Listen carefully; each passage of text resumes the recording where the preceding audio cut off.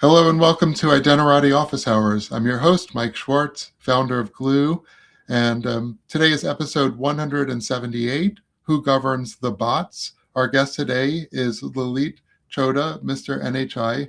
Welcome, Lalit. Hi, Mike. Thanks for having me back again on your podcast. Really enjoyed it the first time and looking forward to chatting to you again about governance of the bots. It's been exactly 100 episodes because your first appearance was on episode 78, and now we're on episode 178. I'm wondering if I should pencil you in for episode 278. Yeah, I wonder what that discussion is going to be. Um, but yeah, no, it's great to be back. So we're normally we do introductions, but if you want to hear Lilith's background, just go to episodes 78. glue.co/IOH-78 will get you there. Um, and yeah, so we're just going to dive into questions. The topic today, as I mentioned, who governs the bots? I think that's a really hot topic. I hear a lot about guardrails. I've seen some really funny videos about AI going off the rails and doing all sorts of crazy and hilarious things. And I think people realize that, okay, autonomous bots, like you don't necessarily want to trust them to do like maybe a lot of things, although we're seeing them drive cars. So governance, anyway, it's a front and center question, and maybe I'll start off like with the really basics and just say, Lalit, what does that even mean to you? Governance. How do we? So yeah, what does governance mean? Yeah, look, it's a great question to start with and an important one. Look, I probably the most kind of popular question I get asked as I'm chatting to various folks in the industry is like, how do you govern kind of these autonomous agents? But kind of everybody has a different view of what does governance mean, right? As you've alluded to in the question. But look, I think if we step back, at a high level around, governance, right? It's about, how do you make decisions, who's accountable for them and who oversees the outcomes over those decisions, right? Who has like the authority, right? How do you actually make, those key decisions, right? And how do you maintain that accountability? And then and how do you make sure that things are operating correctly, right? And what do you do, when things go wrong or they're not, proceeding as planned, right? So, I think if you then kind of bring that down a level and you think about that from a kind of a say a technology standpoint, right? It's really about kind of your frameworks, your policies, your controls that ensure that your systems are properly built, designed, and operating, reliably. And then what does that mean, right? That means like what are your controls around your data? What can you access? What are you allowed to see? What are the access controls over the system that you're building, and then the standard kind of processes around change, security, compliance, and sort of operational governance. But look, as you alluded, right, once we move away from kind of humans kind of governing to now moving to kind of more of a world where you've got autonomous bots, agents that kind of are making decisions. Really the world changes significantly from how you think about managing and governing kind of, I guess, what overall we're viewed as workloads, right? Non-human identities, but kind of these autonomous ones to really change things dramatically, right? Because of their autonomous nature, right? Clearly they can decide to do whatever they need to do to achieve a particular goal, so they're really more goal orientated systems and figure out whatever path they need to take. So the real governance that's required, with kind of this new world, kind of autonomous world, is you need to start thinking about what decisions will you allow these autonomous agents to make, right, and how can they propagate those decisions, in terms of what they do, as they interact with all the different services they need to achieve their goal. You know, one of the things that changes right as you move kind of to autonomous agents from humans is these humans understand what's the intent of what your governance, your policies, your standards are. You apply sort of ethics, and sort of consequences of your actions.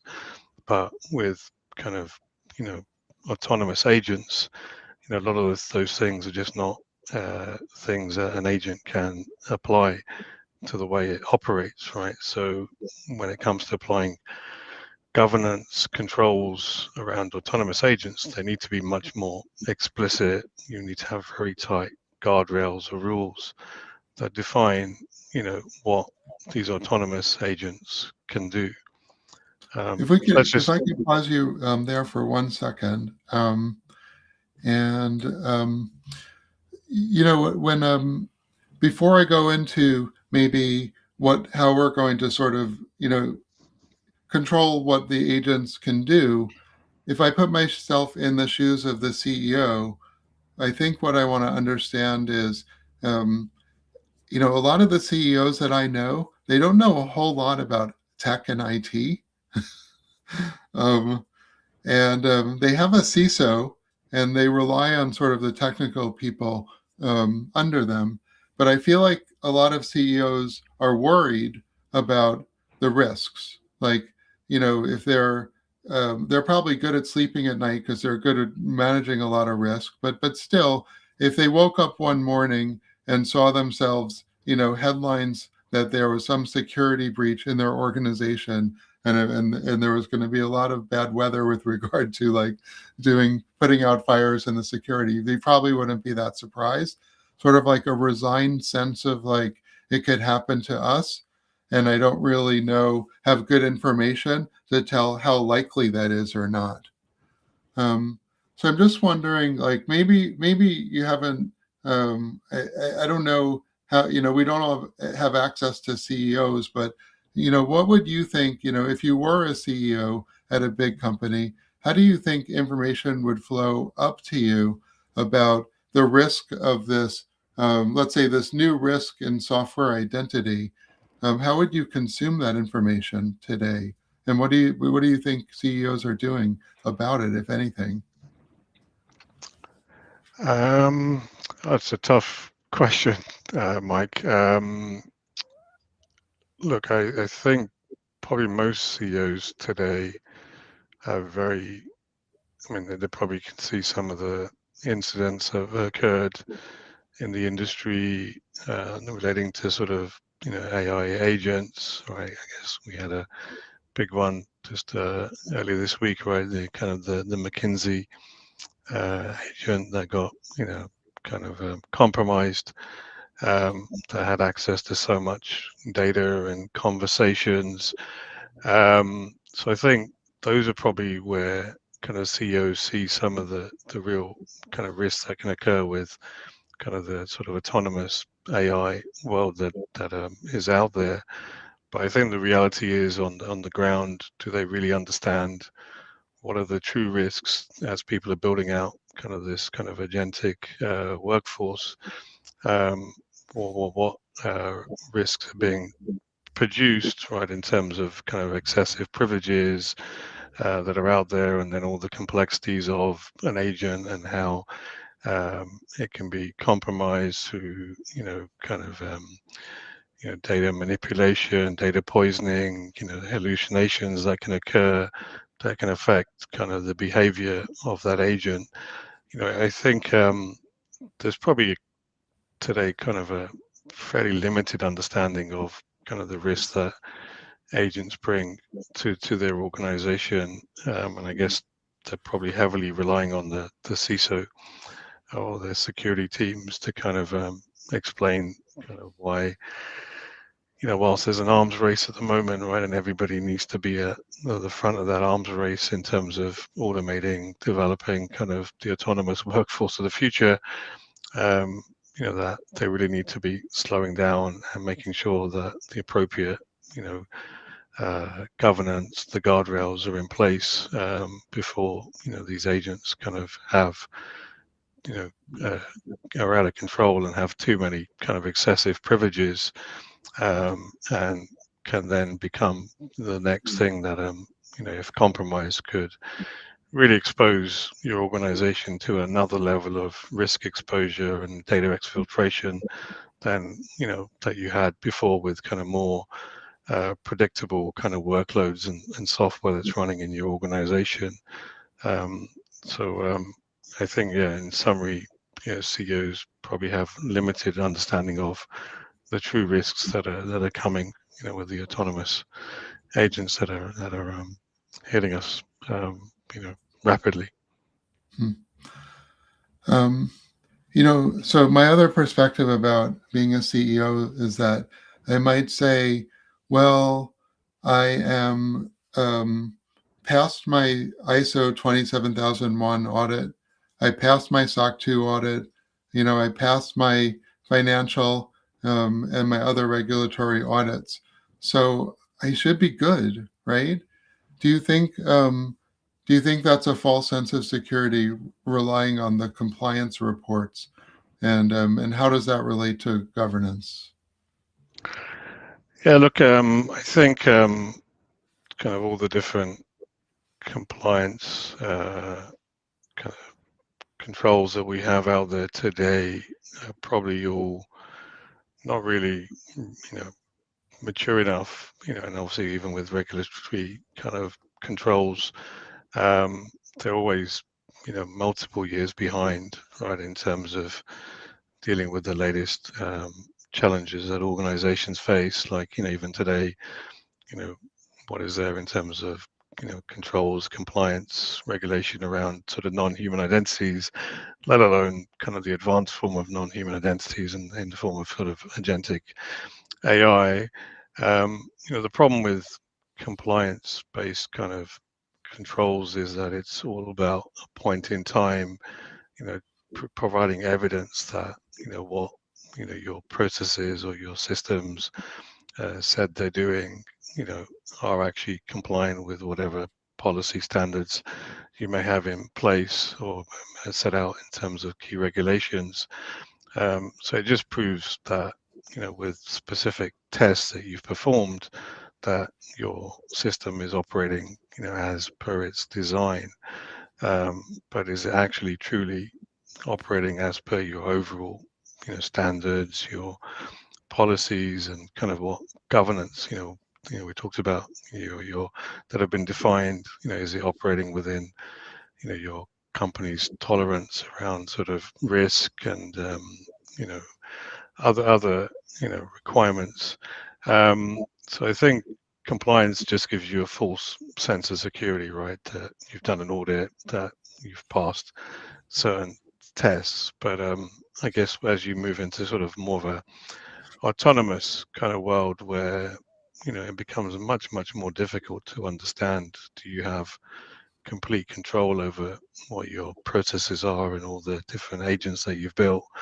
Then how do you prove, that, these tools are operating, or these agents are operating effectively?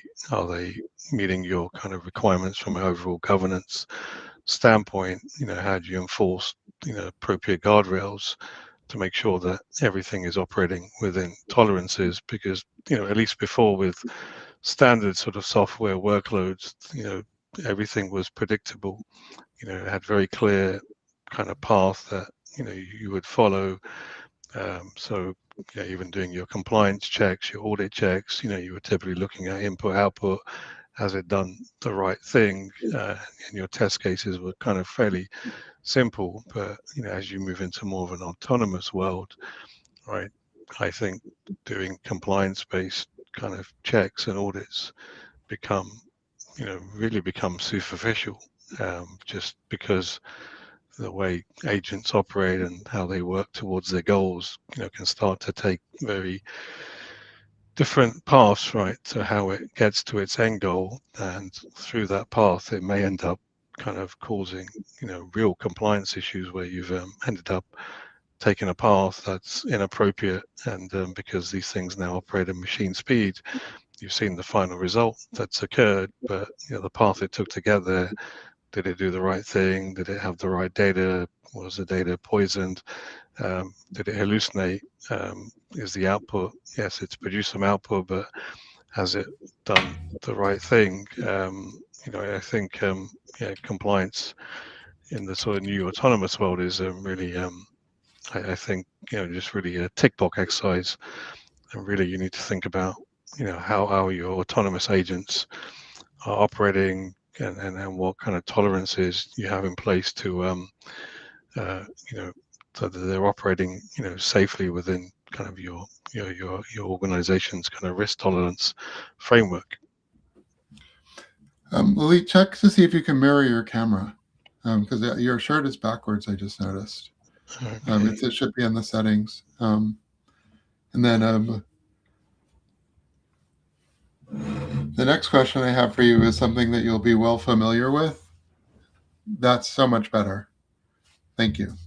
So my next question um, is um, that you might have noticed what I call the balkanization of of market categories, where every vendor is trying to define like sort of a new market category, and so, but at the end of the day, I wonder how do they all fit together? Like Mike Kaiser from SailPoint on the ID Pro Slack yesterday asked, what's the operational framework?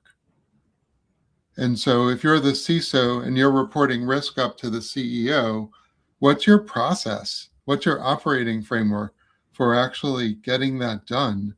And so great, you have product A and product B and product C. How do they connect together?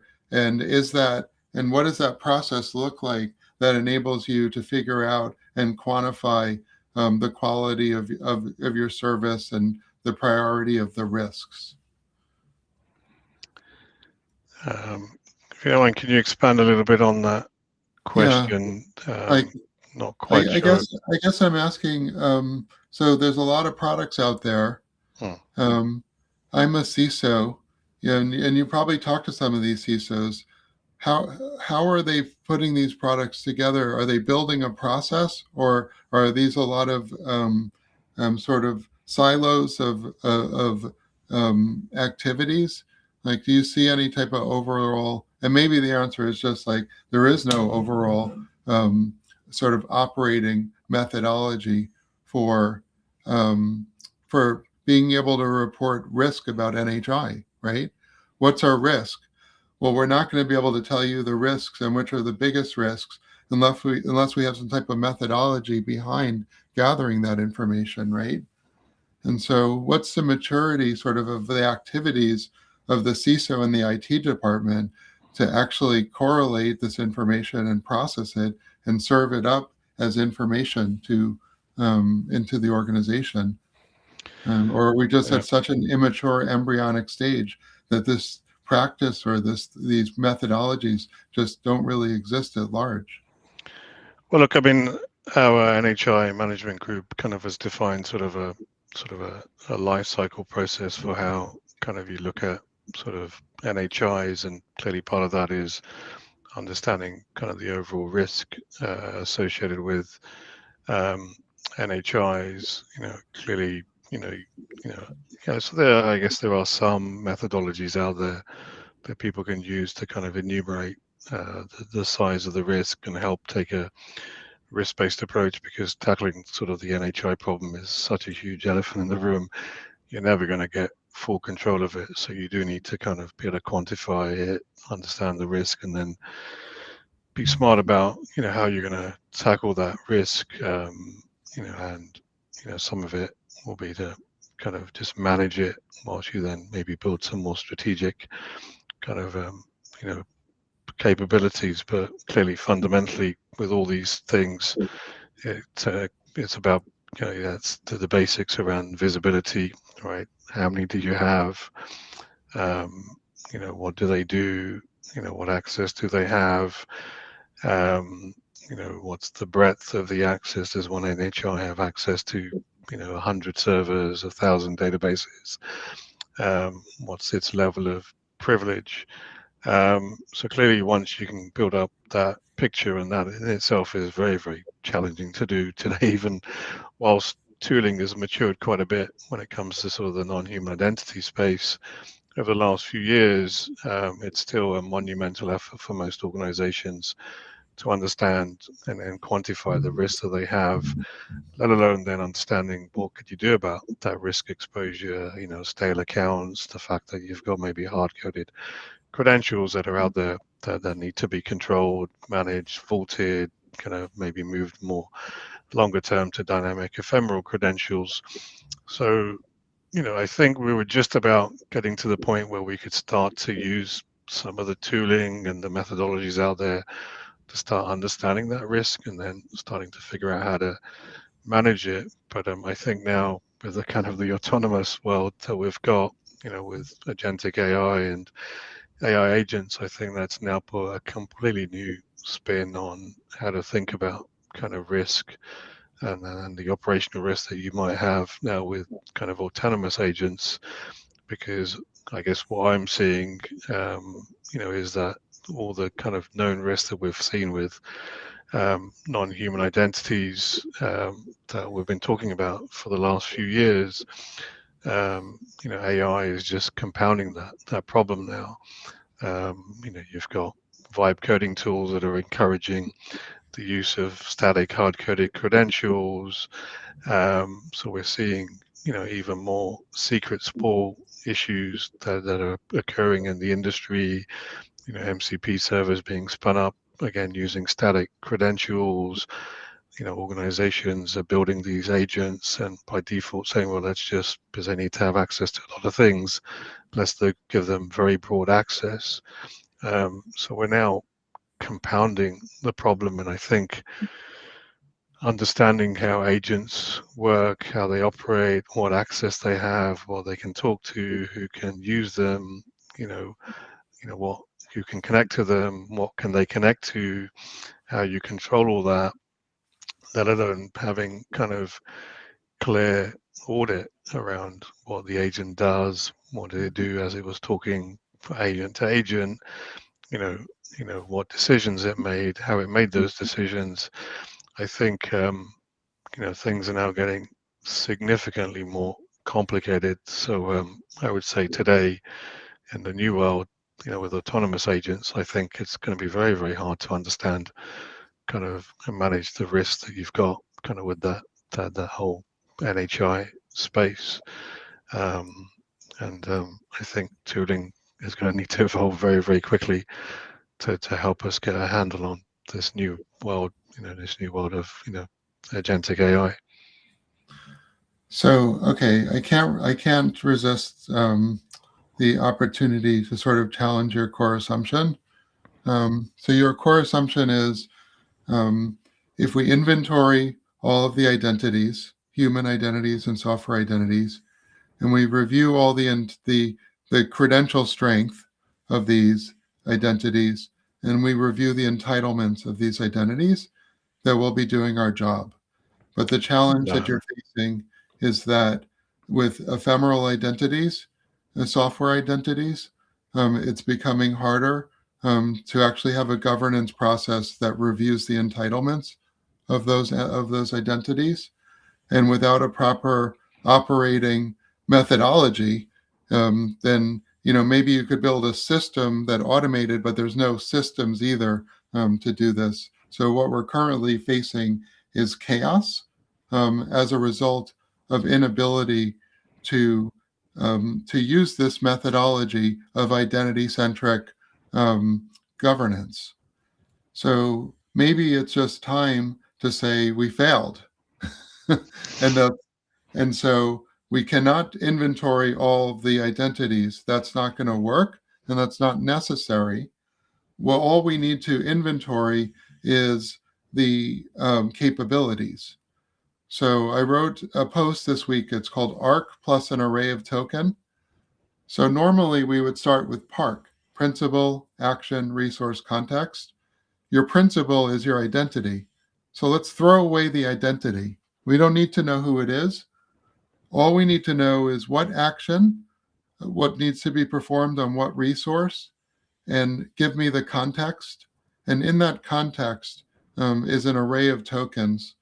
And that array of tokens tells you all the identities that are involved, not just the human identity, not just the software identity, but also organizational or business unit identity. Um, and and scopes the assertions that they're allowed or that they're authoritative for. So yes, Okta can assert the user's email address, but only Google maybe can assert that this is a trusted device that's running a trusted operating system. And so I think that what we're saying is that let's look at it like a house.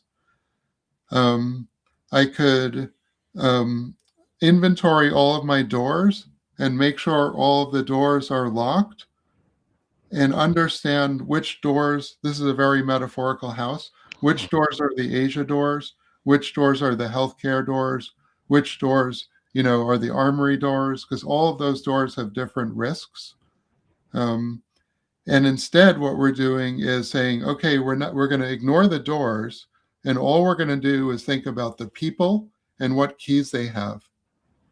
And the complexity here is that the people who have multiple keys, the keys might open multiple doors, and we've created so many levels of indirection between the actual place where the risk is, which is the key to the armory door, that we can no longer compute risk.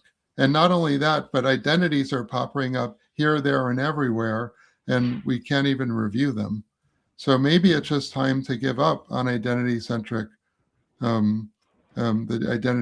approach, and see identities as an important context for um, for holding people accountable. So I need to know who the people are, because if something goes wrong, I need to hold them accountable. But I shouldn't be basing the security on the identity of the person and trying to work backwards from there.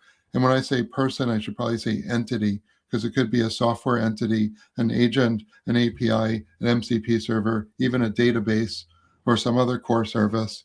Or it could be, we might even have evidence that a human is involved. So I don't know, maybe, I know I'm putting you on the spot here, but maybe, existentially, identity is just the wrong approach.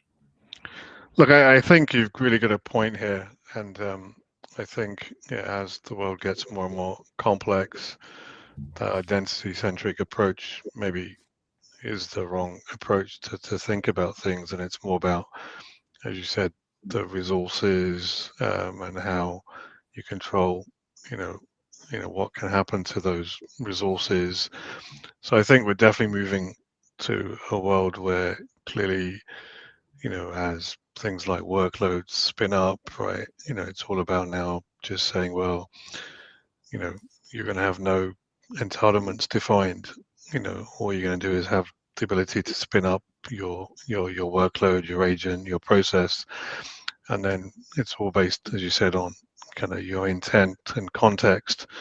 Who you are, what you're trying to do, what you're trying to interact with, and then kind of at runtime, the point that you need to be able to kind of interact with some other resource, be another agent, an MCP server, a data source, based on what you're trying to do at that time, based on clear rules, policies that you defined, your guardrails around what you can and can't do as you interact with all those different endpoints.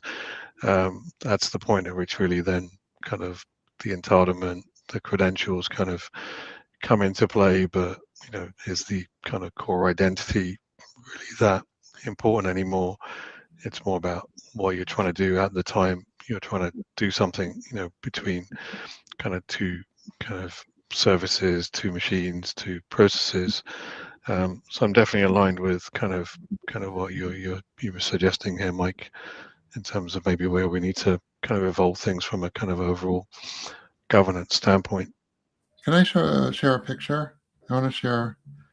This is a simplifying diagram I've been working on around GovOps, and it shows basically four layers.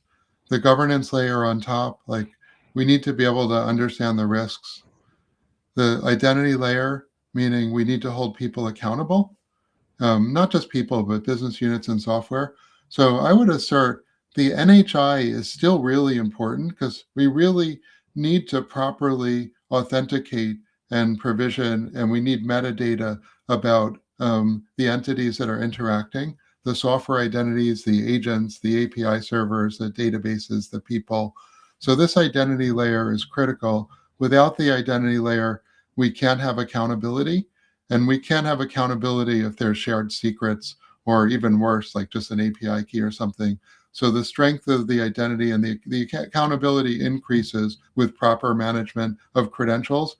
And that's not going to happen by accident. But we also need a visibility layer. You talked about this earlier. You need to be able to see what's going on in this like vast like cloud of interconnecting microservices and agents. This really hugely complex organ of things interacting automatically. Hmm. Us humans need some visibility, and we need to be able to react to certain events that we know, like an account takeover or the identification of a compromised software credential. We need to sort of like, there are certain plays that, that we might run based upon stuff that we know might happen. And we can't model like everything, but like there are certain things that we know might happen, and we can model those things and look for those things. So yeah, I just wanted to get your thoughts on this picture. Does this sort of align with? Am I missing a layer here, or any other thoughts on this picture? I'm curious. Yeah, like I guess I'm seeing this for the first time. I think what you've explained makes sense. Is there anything missing here? I mean, Yeah, like, would you be defining like any clear like boundaries between the different layers? Like, yeah, yeah. Actually, so I think within each of these layers, the like take the identity layer. Um, I actually have a detail that's a good one to look at, because I think the identity layer itself um, is the most flushed out in terms of like market categories. Um, let me share this. Just share this diagram. I don't think I've shared this publicly, so it's the first time. Um, ah, this is really bad at sharing. Um, Okay, let me remove it. Remove source. Okay. Um, so this diagram actually, and I know it's small, I actually split identity into two parts, human identity and software identity. So I say in the human identity part, we have a lot of existing infrastructure. We have PAM, we have single sign-on infrastructure, we have MFA infrastructure, we have orchestration, and we have legacy IGA, like RBAC style hmm, workforce administration. So actually, this is the Gartner IAM conference, right? We have all these product categories and people. And now, as you're advocating for, we have a new segment of the identity market, which includes what you might say non-human, which I call software. Um, and in the software space, we have certain categories around SPIFFE, OAuth, agentic, NHI. I don't know. This is sort of like the world that you live in, of this hmm. very fast evolving balkanization of categories. And I guess we'll see what those categories end up being. I'm not sure what they are right now. So And there that's seems to be now like a whole new batch of categories right all around sort of the agentic world as well. That seems to be cropping up. I struggle with all the different acronyms that various research organizations have come up with kind of literally daily. Um, I just it's just so hard, right, for us as even kind of experts in the identity space to kind of just stay close to what's going on with all these different terms and acronyms. I fear for like all the folks right in organizations that are trying to keep up with what's going on. how they can even digest and comprehend. I think we're just overcomplicating the world.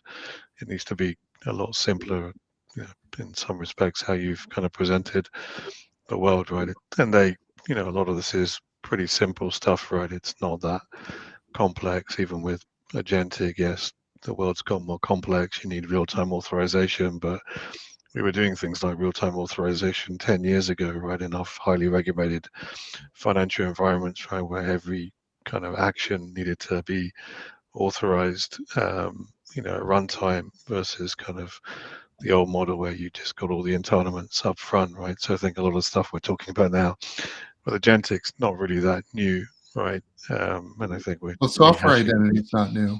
Yeah. Agentic is new, like the idea that there's a non-deterministic decision Mm, path. I think that part's new, but the idea that we have software identities that have metadata, I'm a agent, I have these capabilities, I'm made by this organization, um, you know, uh, I operate in this country, I do this with personal data. Like metadata about software is not new, mm. but I think agents do have some unique metadata that we didn't used to have, and we need some ways to capture that.